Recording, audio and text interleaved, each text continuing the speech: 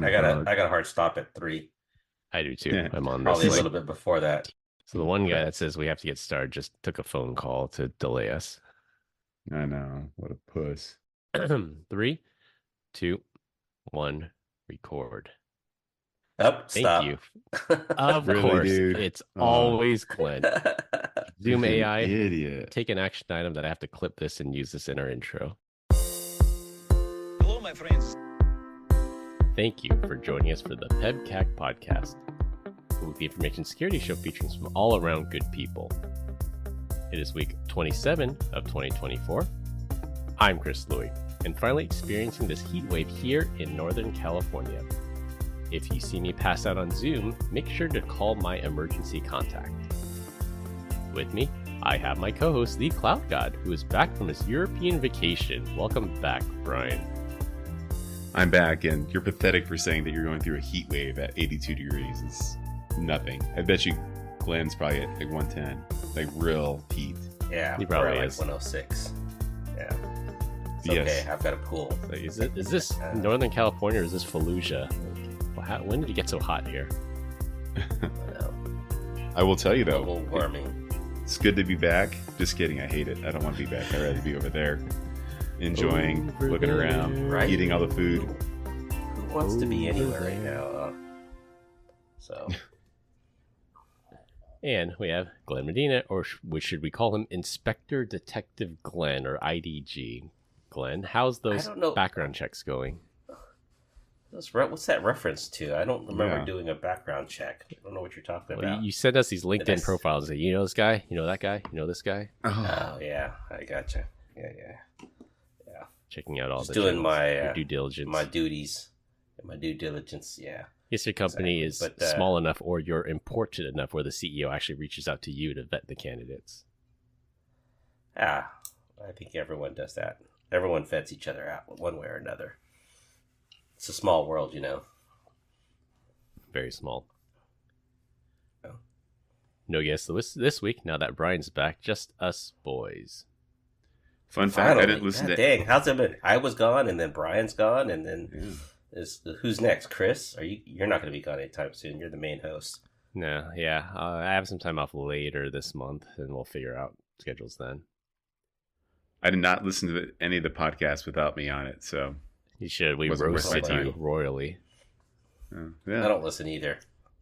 Guess what? I don't care. I didn't listen to it, so I'll don't send listen you to the the highlights. negativity online. Okay, whatever. I am the highlights. This week, we're going to talk about an evil twin, a crime story that could have had Brian as the main character. Ooh. Ooh. For our third topic, people still cannot buy cars, and close with European vacation talk. For our first topic, a man in Australia was arrested by the Australian Federal Police for setting up so-called evil twin attacks by setting up rogue wireless access points offering free Wi-Fi, then having people log in with their Facebook, Google, or other credentials and phishing them. It's trivial to do so with tools like Evil AP and the Wi-Fi Pineapple, and often difficult to detect. Think of it as close proximity phishing. Since many free Wi-Fi hotspots require some type of login or authentication through a third party using things like sign in with Google or sign in with Facebook, many users were none the wiser. The Australian man made a mistake by doing it in too many places and even mid-flight while he was on an airplane. I'm not sure how the laws work down there in the land down under, but here in the US, that's a really great way to end up on Homeland Security's no-fly list.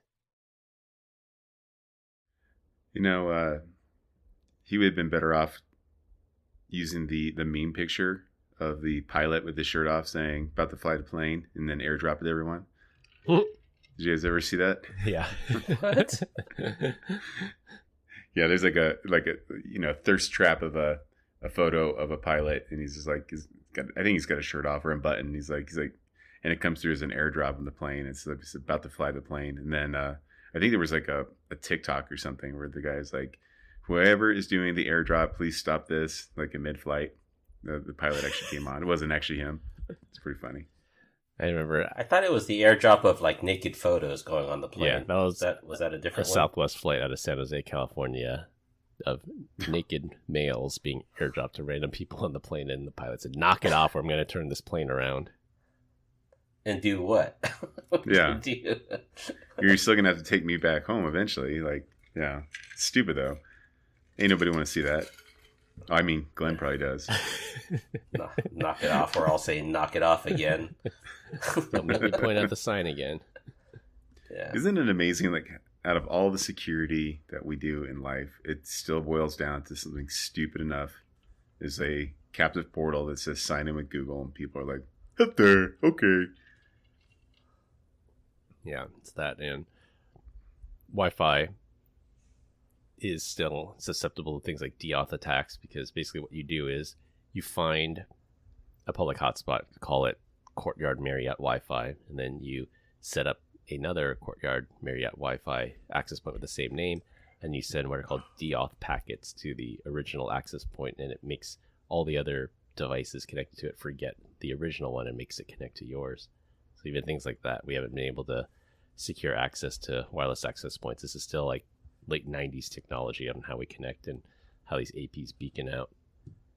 Well, the DDoS is only useful to get the password to connect, right? Like, that's just because I connect to your Wi-Fi doesn't mean I'm susceptible to anything. I'm still going to go out and do whatever I want. Everything's over HTTPS, so it's going to be fine. Yeah, you can't intercept it, but you can knock a legitimate access point offline by DDoSing it to death. Basically, DDoSing They it. could start a man in the middle attack, right, and just start posing such a few errors. Someone like you would never get caught by that. Other people will just click through on the SSL error. Yeah. Or there used to be an HTTPS strip or a TLS strip where you can force a connection from HTTPS to HTTP, and then that's where things like strict transport, the HSTS, comes in handy, where it says this should always be over HTTPS. Do not accept HTTP connections. Yep. BrianDeach.com supports it. I'm sure ChrisLouis.net does. And what's Glenn's website? Does he even have one? Nope. What a loser. Can't find me. He's at definitely not Hamas.com.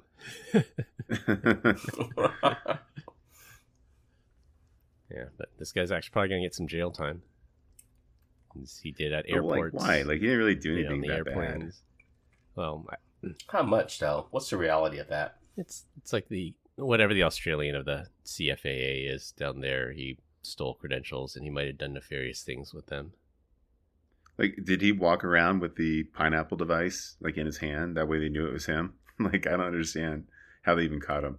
There's 300 people on the plane. Probably more than that, actually. But They said something like they suspected him, and then they seized his equipment, and then there was probably evil AP installed on his laptop or something. racially profiling. You know it. All you IT people look the same. All right, I'm looking at this Let me guy's guess. name. Skinny guy, probably malnutrition, looks dirty, probably has an odor to him. Oh, the Tell me I'm AFB wrong. did not release his name. Oh, Yes. that only happens if it's a mass shooting. Then we. They just called him an Tell everyone. Australian man. There's far worse things you could be doing. Yeah. Still, Now, if you like took over the plane somehow, that would be pretty rad. That'd be a different story. Yeah. well, there Yeah. was that story a while ago. Remember when I think it was the Galaxy Note 7. It was that phone that would randomly blow up and catch on fire. The Samsung phone. You guys remember that? Yeah. They had like a mass recall, and there was a specific, like, I remember I was flying at the time, and they made a specific call that says, if you have a Samsung Galaxy Note 7, you are not allowed to fly on this plane. Like, raise your hand and we'll take the phone off, or you get off. Like, they just said, you're not allowed to fly. They blocked this phone based on name. And then some genius created a Wi-Fi hotspot midair called My Samsung Galaxy Note 7. And then someone discovered it, alerted a flight attendant, and they said, whoever did this, raise your hand. Otherwise, we're turning it around, and marshals are going to inspect everybody's phones. So some guy fessed up, and guess what? He ended up on the no-fly list for his practical joke. I think I remember posting on LinkedIn something about that. I think it was like, I think it was a dig at Palo Alto firewalls. I think it was like, Remember when Paul those firewalls briefly caught fire, like the Samsung Galaxy Galaxy phone? Note 7. Yeah, but now they're just dumb and no one cares about them. Something like that. But caught fire, like not on fire, but like just like it was popular at one point in time. Not so much anymore. Yeah. Yeah, those are wild times that they haven't done that recently, but by name, they had banned this phone from flying on airplanes just because it would spontaneously combust. Was it because of the battery type? Was that the one? I think so. It had something to do with the battery. It would overheat, and then there's no heat protection or no cutoff switch, so it would just keep heating, and then it would eventually explode. And people lost like legs, right? I mean, something severe crazy. Burns. I don't know if they lost legs, but severe burns from it for sure. Having it in your pocket. Yeah. Now the announcement is if you lose your phone, don't adjust your chair, because I guess if you adjust the chair, you break the battery. The battery could catch on fire. So that's like the new thing to warn you on. Oh no! All right, I found it. I said Pan is like the Samsung Galaxy phone. It briefly caught fire a few years ago, but it hasn't worked since. Oh, just like you, Mr. Greek, to cause trouble. You know, got to take advantage of these things, right? Otherwise, why not? Strike while the iron's hot. Yeah. No.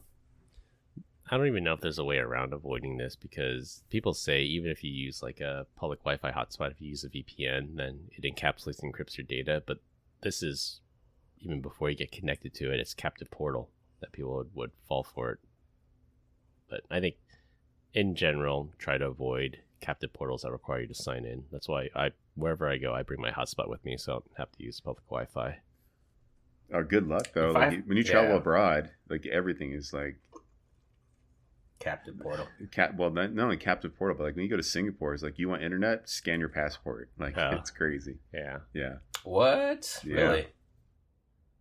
At least in the airport, like I was like trying to figure it, because like I landed and I added the international like phone plan, but I had just switched to AT&T, so they decided not to allow me to add international phone calling.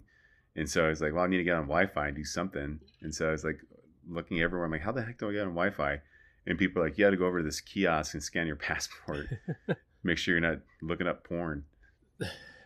Oh, that's tough. They're very serious about it over there. Or speaking bad about the government. You mean porn? So it must have been really a hard 3 days for you. Hard week. Yeah. But I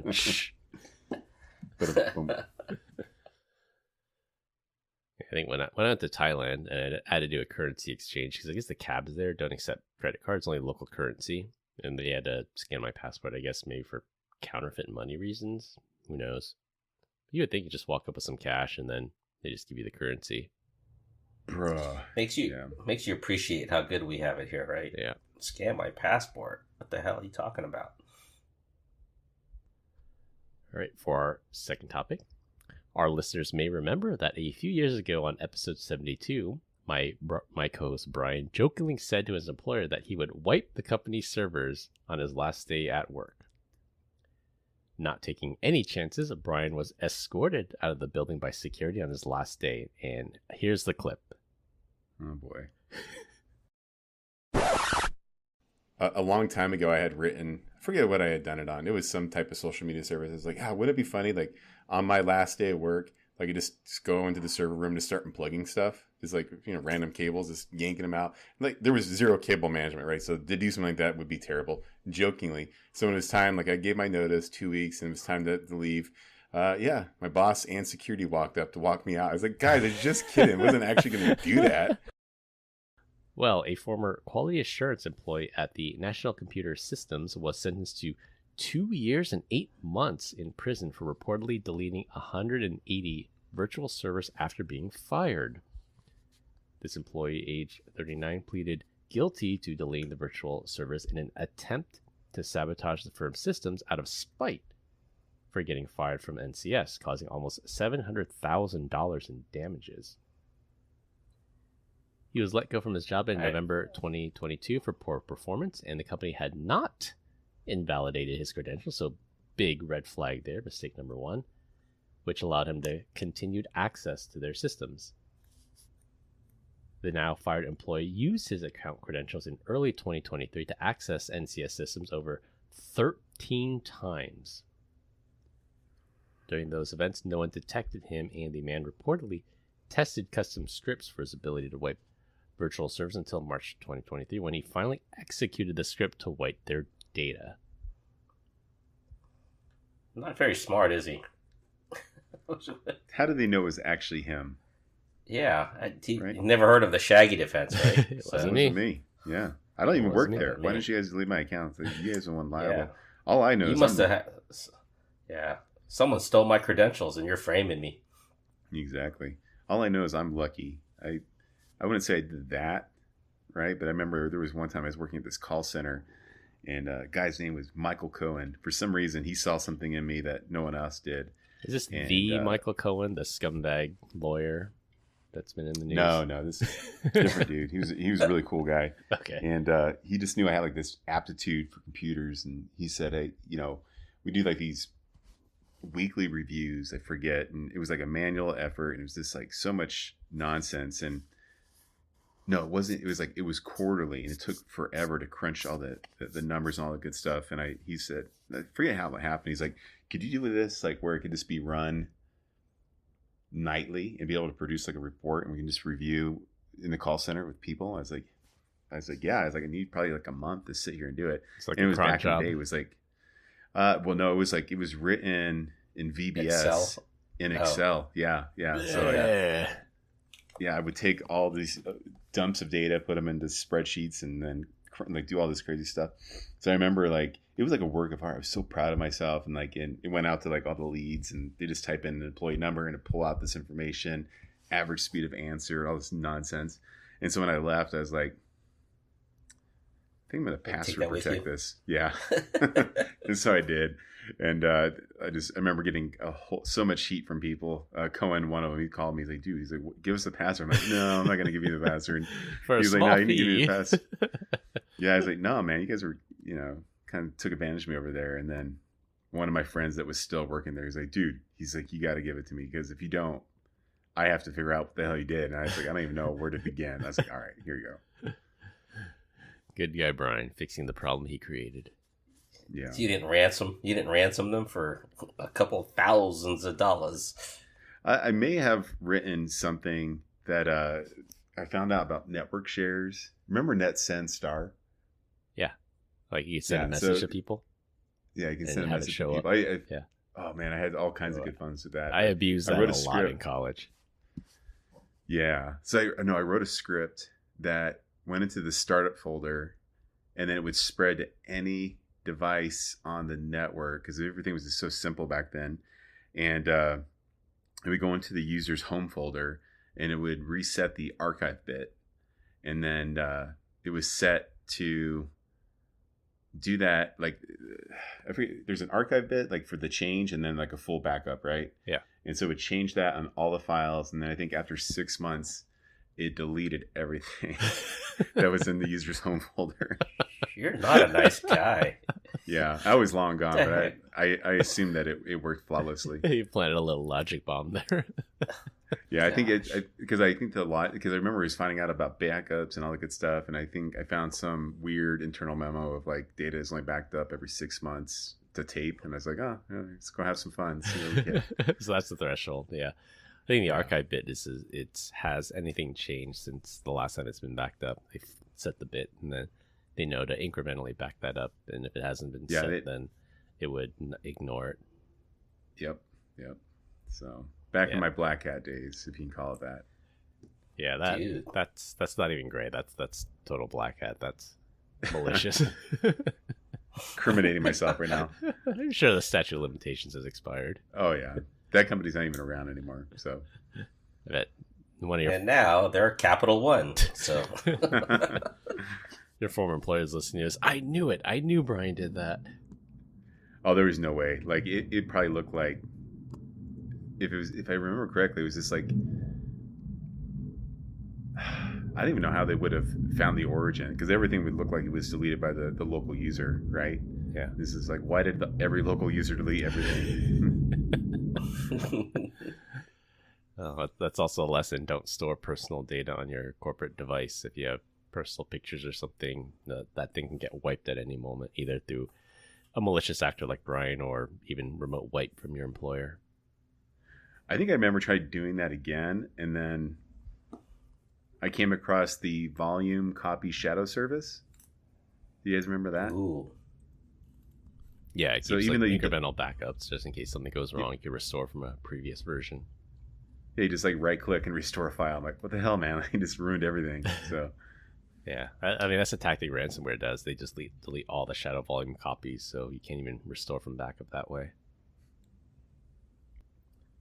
All right, so I have down here, so several things went wrong with this guy that deleted all this data. So again, this is not a podcast to teach criminals how to cover their tracks, but there are some but if you were, this is how we would do it. Learned here.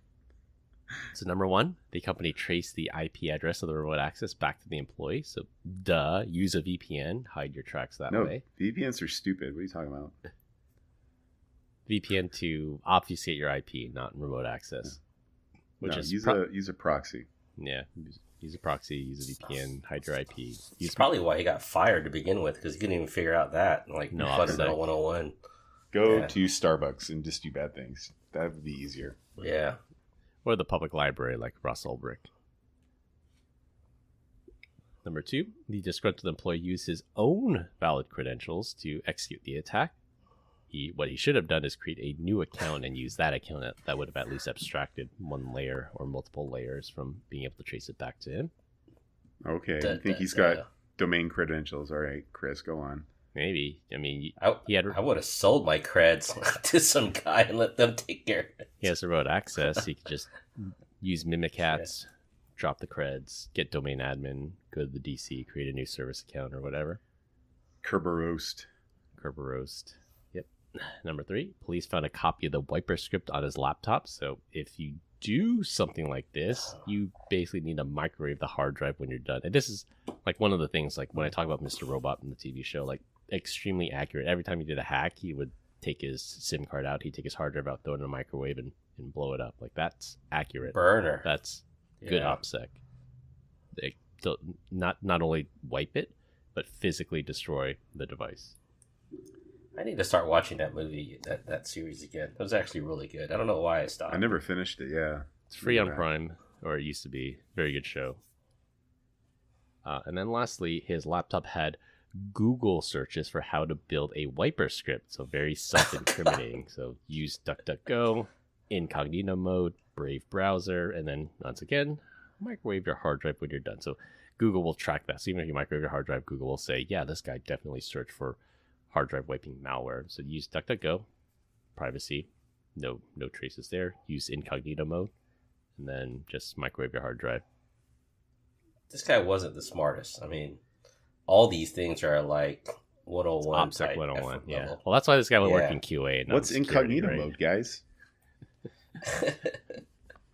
What's DDG or Brave? Okay. Yeah, do you remember Casey Anthony? From a while ago, the lady in Florida that allegedly, well, we can't say allegedly, like she got off. She I let her babysit my kids. Yeah. Allegedly murdered her 3-year-old child. There is a story that said the police computer forensics search her Internet Explorer history, and they're like, we can't find any evidence. There's no evidence in her Internet Explorer history. What they did not do, and what came out later, was she used get ready for it. She used Firefox to search for things like, how do I drug a child? How do I knock a child out? Where do I buy chloroform? But the computer forensics people searched IE. They did not search Firefox, and all that incriminating evidence was in her Firefox history. I take back my joke about letting her babysit. That's kind of weird. So is that how they found her? Was the evidence was in Firefox? They just realized it was in the wrong spot? They did, but it was after she got acquitted, and I don't know when it came out, but the evidence wasn't admitted in trial, and it came out later that the police forensic people only searched her IE search history and did not search her Firefox search history. So is she free? She's free. She's free as a bird. What? I'm pretty sure she's changed her identity and living in hiding now because the entire world hates her, because they know It's just similar to OJ. Like everyone knows she did it. They just couldn't prove it in a court of law. Meanwhile, Victor's on Tinder looking for her. She sounds like a great mom, guys. Swipe right, swing left. I'd bury that. Dang. Is that so? Was that the actual searches that she had done? It's like how to knock out a kid. Maybe it wasn't that exact phrase. No, it wasn't. It wasn't that exact, but it was very incriminating. It was like, where do I buy chloroform, and is chloroform effective on 3-year-old children? It was very, very incriminating. Like if they had introduced this in court, like I think they could have gotten a conviction on it. But the fact that they said, I was going to say, like, I don't think I need to Google how to knock someone out. You know what I mean? Yeah, no. Like Brian DuckDuckGoes that he doesn't Google it. You wouldn't have to. Not the chloroform stuff, but this like how to knock out a kid. Like, there's no kid in the world that you couldn't knock out. All right, and on that note, we'll switch to our third topic here. For our third topic, this is the story we did not get to last week because we ran out of time. But this week, CDK is a software as a service, a SaaS platform that nearly 15,000 car dealers use to manage their sales, payroll, and general office operation, according to the company's website. The system has been down since the incident. I think it happened maybe 2.5 weeks ago or so, disrupting how down? Dealerships sell and repair cars. Yeah, so as of today, the day of the recording, it might be up, it might not be up, but they said by July 4th it should be up again, and we're recording this prior to July 4th. Big selling weekend. Yeah, right. Car dealers have basically been thrown back into the Stone Ages. They've resorting to selling cars using pen and paper. Some service appointments are impossible to schedule, and customers are being turned away. To make matters worse, CDK was starting to... I've worked car dealerships. Ain't nobody turning away a customer. There's no way. Those guys are sharks. They're going to find out one way to take the money or another. I think it's a service appointment. It's like they're like, we can't take a service appointment. Like, call back in 2 weeks. We can't help you with warranty stuff, but you can buy a new one. Exactly. Yeah. So CDK was starting to partially get their systems back online, but they got breached again, so they had to take everything offline again to make sure they completely evict the threat actor. Kicking the dealerships while they're down, CDK warned that people are contacting these dealerships and impersonating CDK employees to gain access to their systems, asking for usernames and passwords and the like. This attack highlights a potential blind spot in organizations' cybersecurity policies. You can have the absolute best defenses, but if you heavily rely on a third party to get business done, if that third party goes down, it can still cause a major disruption. And since we did delay the story by a week, CDK says that all affected dealers should be back online by tomorrow. So I found out about CDK from like a customer that used it. Like it's like whatever, that's what their dealership runs on. And then I was buying a car for my daughter, and they opened it up. I'm like, oh, sweet. Like, you know, I'm like in the room, like doing the thing. And then the guy, like, he moves the keyboard and like kind of looks over, and then he types something in. I'm like, there's no way. I'm like, come on, dude. And so eventually, like, he, you know, like we're doing the whole negotiating thing. So he has to get up and leave, and took a picture. Went home. Sure enough, they will just like log right on in. No multi-factor authentication, nothing. And then kind of like I ended up having a good buying experience from this dealership. So I ended up calling them up and like, you know, what you guys are doing is stupid. And just let me tell you what I was able to do here in a matter of a couple of seconds. So they were grateful. Hopefully they practice safer password security moving forward. Practice They said, cyber. yeah, whatever, Brian. They said they don't care. They do. Like when you're able to tell them some stuff about their inventory, you know, hold back, things like that. Yeah, it starts to make them question what's actually going on. And the stupid thing is, like, the password was like something dumb, like password 1234. I'm like, you had to look that. Better. You had to look that up. Come on, man. Maybe he was looking at the username. I don't remember, but Passwords.txt on the desktop. Yeah. Well, it's even better when it's a bright yellow sticky note underneath the keyboard. Yeah. Oh. Yeah. And you have to look up password 123. Yeah. Couldn't even remember that. What's going?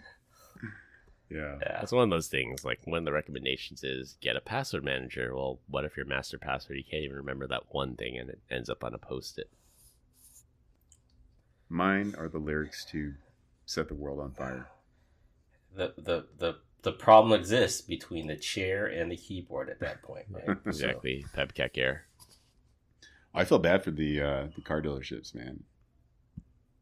Yeah. I don't know about CDK. Hopefully we get to find out exactly what happened. Maybe that same username and password just gets you into everything at CDK as well. Could be. Password 123. No multi-factor. What do you want to bet? It was just like VPN. It was like that CVE 3400 was the gaping hole right into it all. I'm excited to see what the root cause analysis is of this particular breach. I wish we'd find out more about the root causes, to be honest. Yeah. Okay, let's take bets. What do you guys think it is? I think it's phished. Everybody gets phished, right? So yeah, DBI report. My money's on 90+% of attacks are social engineering, phishing, or stolen credentials. I'm gonna go with Apache struts for $200. Just kidding. Yeah. All right. We'll follow up next week on this one. If we ever find out. That's the bad. If we ever find out. Well, it's good. Like United Healthcare, the Change Healthcare, they came out and said, yep, employee downloaded a file they shouldn't have and ran it. Ooh. So we'll see if CDK comes clean. The other one, ancillarily related to this, is Patelco. They're a big credit union here in the Bay Area. I bet Glenn knows who they are. I think they're like the 11th largest credit union in the nation. I used to bank with them. I don't for different reasons. I didn't like their customer service, but I got the email from them. They got larger after Silicon Valley Bank, right? Yeah. So after they shut down, their membership grew. So I got an email from them that said over this past week, and they suffered a major ransomware attack. Well, they call it a cybersecurity incident. It's obvious it's a ransomware attack, and they said everything's down. Online banking's down. The bill pays down. Direct deposits down. People can't write checks. People can't withdraw money. People like direct deposits down, and it happened right before payday and everything. And same thing. I'm anxious to see what happened there, and I'm betting dollars to donuts. It's either they came in through the VPN or a user clicked on a bad link. Dollars to donuts. So what do you do when you're in that situation? You can't pay bills. You can't get your money. You're out of cash. Your credit card's locked. It's a tough situation. So they said the ATMs will work intermittently. They said use a third-party ATM and they'll reimburse you any fees on it. And they also said, like, if your landlord charges you a late fee, we'll pay for that late fee. If you get a hit to your credit report, we'll write a letter to the credit bureau on your behalf. But just the fact that, oh man, that they're just, a credit union is down and people can't access their money. That's like the worst case scenario. All right, for our last topic, and it'll be a rotating topic every week. This week, we're going to talk about Deech's European vacation. We are all eager to hear about it, so tell us, where did you go, and what was your favorite spot? So we went to Europe, obviously. Flew into Rome, and then we caught a cruise through Norwegian Cruise Line, and we did like a Mediterranean cruise. So we hit up, I guess the countries would be Italy, Sicily, and Greece. Went to Santorini, was really cool. It was hot to a degree, like it wasn't too bad, but it was definitely warm. Athens, Olympia, Valletta, Messina, Naples, Pisa, but the one that was probably the one that we will definitely go back to, I think it's pronounced Taormina. I don't know. This is Sicily. It was a really cool little city. It had some fun, but I will say we had prepared ahead of time, trying to figure out like if we want to go to point A to point B, like rideshare. What was like rideshare in Europe? And there's an app called Free Now. But it didn't work. I could not get that son of a gun to work at all. and like it just kept saying like payment failed. Like it didn't matter if it was Apple Pay, Amex, Visa, MasterCard, it didn't work. The reason why I bring this up is because there was points in time like we needed a ride and open up Uber. Man, that crap was reliable. Like it was like Johnny on the spot. I have 6 people. There was a van 3 minutes away, pick us up. Like it was this perfect. So, kudos to Uber for just like literally working anywhere and everywhere in the world. It was just kind of like, it didn't matter like this, like what we were doing. If we were short on time, we just knew that we'd be able to get back. I will say, I probably would have saved $2,500 in Uber had Free Now worked, because we were going from I forget where we were at, but it was like €250 to get back to the hotel, or it would have been €46 on Free Now, but Free Now just didn't work. Just is it because you had Zscaler internet access on your phone and we were just blocking the payment? Yeah, right. No. Because I tried on my phone, tried on my wife's phone, and my daughter tried on hers. But yeah, anyways, yeah, Uber came in clutch. I got to give them some internet free points on that maybe, one. Can't put a maybe price it was on AT&T. reliability. Maybe it was AT&T. So you would think, right? But like even on like local Wi-Fi, like if you're at the restaurant, yeah, it still just wasn't working. So maybe it like your US based credit card. I guess not. Yeah. But so all those locations were connected by your cruise? Yeah. Or did you step off the cruise and go someplace else? No, we pretty much stepped off the cruise and either did an excursion or just set our own path. It was kind of weird though. Like I don't want to say anything disparaging about NCL, but it was just like when we planned the cruise, like you go to like every port that you're going on, you like look at the excursions, there was like 2 or 3. And it was just like, man, there's not, and none of them had reviews. And so it was like, oh, that's kind of weird. And then I think it was like 4 days into the cruise, we get a little piece of paper and there's like 20 different excursions for every single port that we're going to. I'm like, what the hell? Why was this not on the app? And so we had to like call some audibles, cancel a couple, and then change it up. Anyways, we ended up having a good time. That's for sure. That's awesome.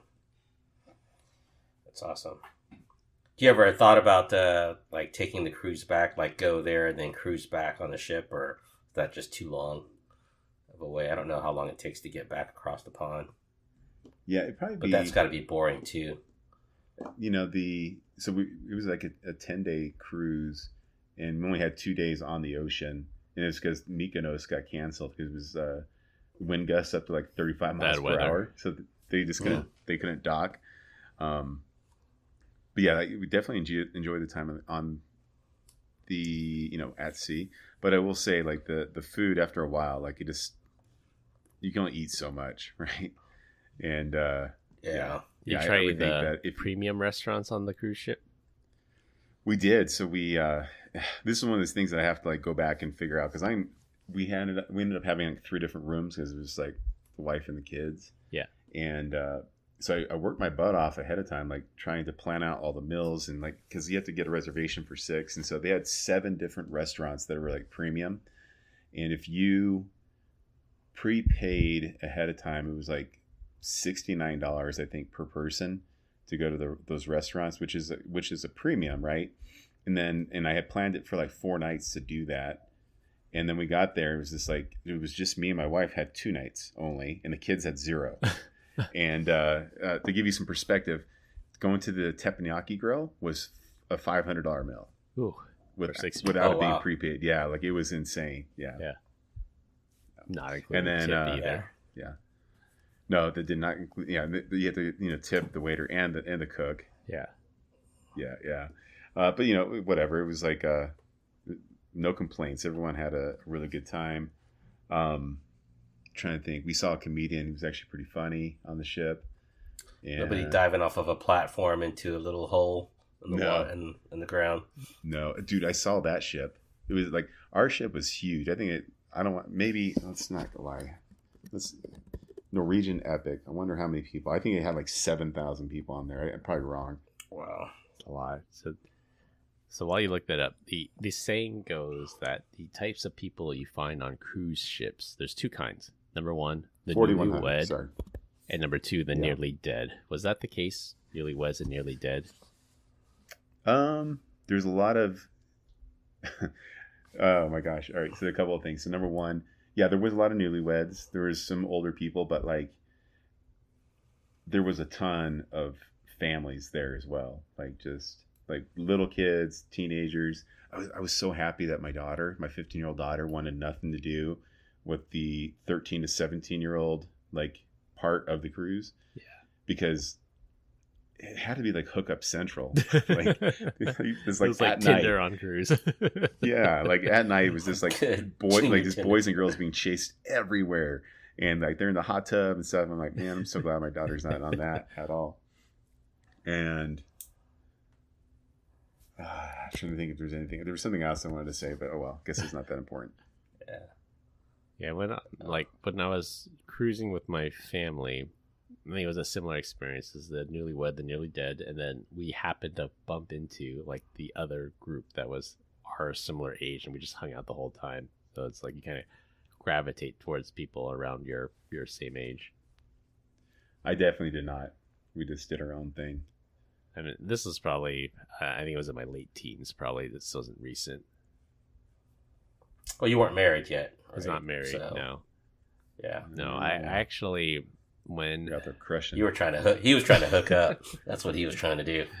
it was funny. I think when my sister graduated college, I think we went on a cruise, and I happened to see a high school friend on that cruise, and like we're not 21 yet, but my high school friend had a cousin on the cruise ship that was 26, and she was like buying drinks and stuff, and I guess my parents knew I was hanging out with this crowd, and like, all right, well, be responsible and you'll do whatever you do, but just remember to be responsible.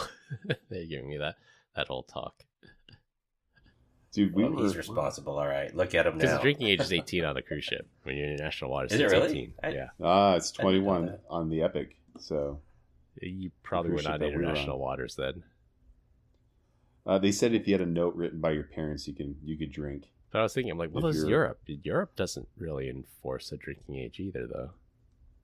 No, they don't. 18. Yeah. Oh, dude, when we sat down in Rome, they're like, my daughter and my wife were going to get some wine. She wanted to try it.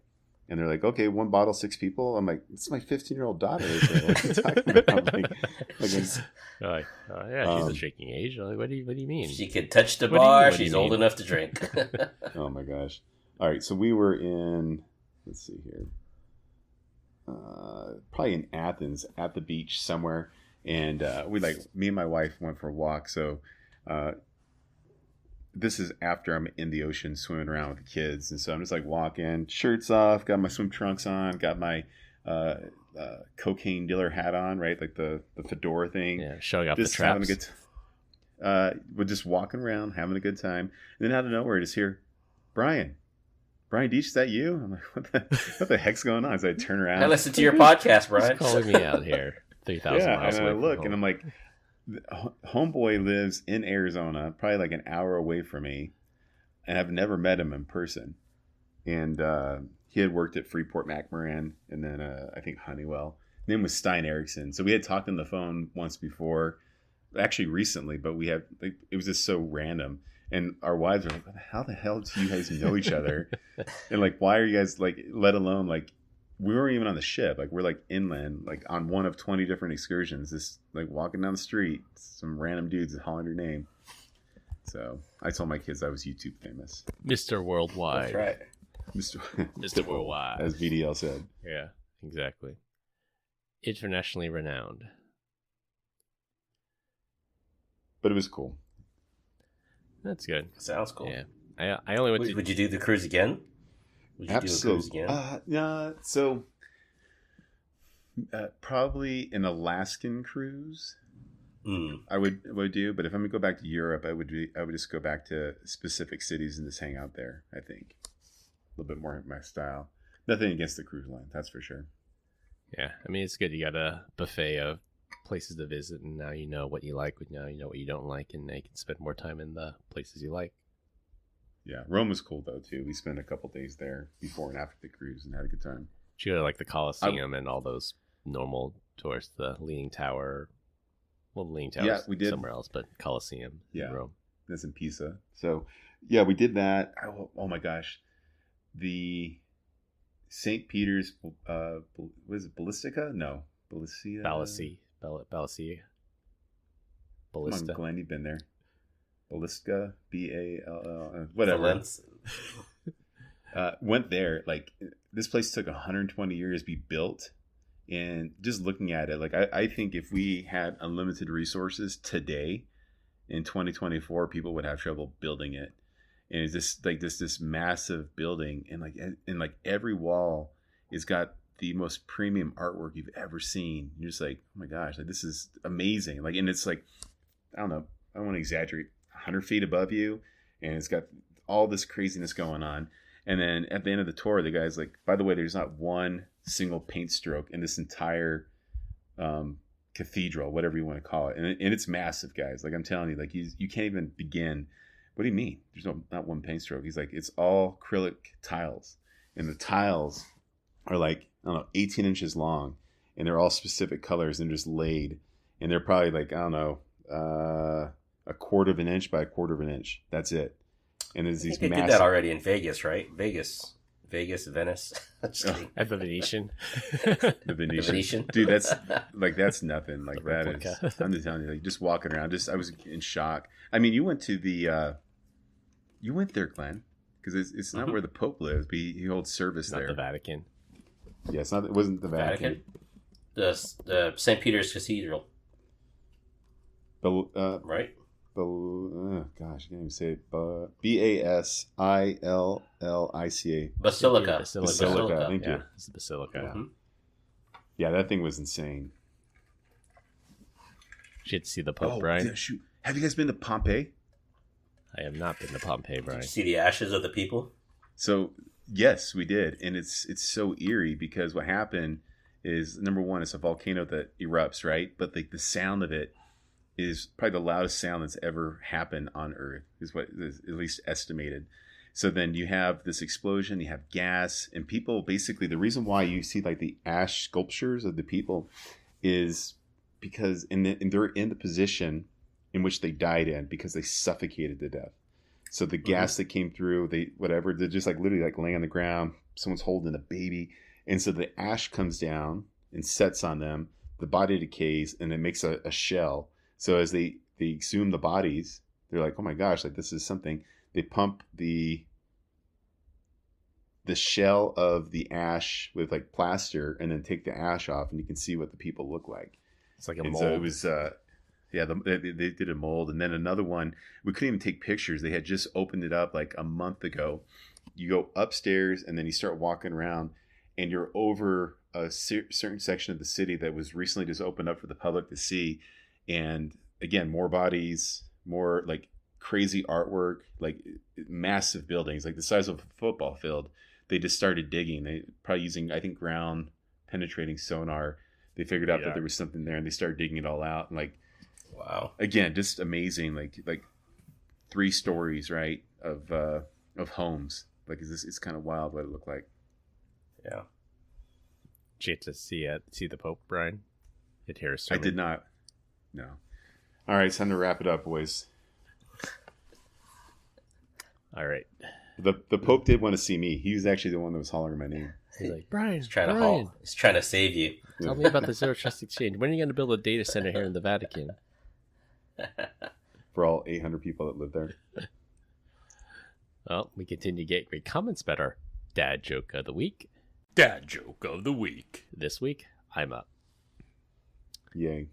You know, if there's one thing that makes me always throw up, it's a dartboard on the ceiling. What? Throw up. He's throwing up. Throw the dart up. Gotcha. Yeah. We played darts on the Wow, cruise wow. ship. Way over your head. Yeah. And stop. Just kidding. All right, to wrap things up, don't commit cybercrime on airplanes. Learn to hide your tracks better. Buy a Tesla. And go on vacation in Southern Europe. That's all we have for this week. Hope you enjoyed this week's episode. Find us all on LinkedIn. Links will be in the description. Follow us on Instagram at PEBCAK Podcast.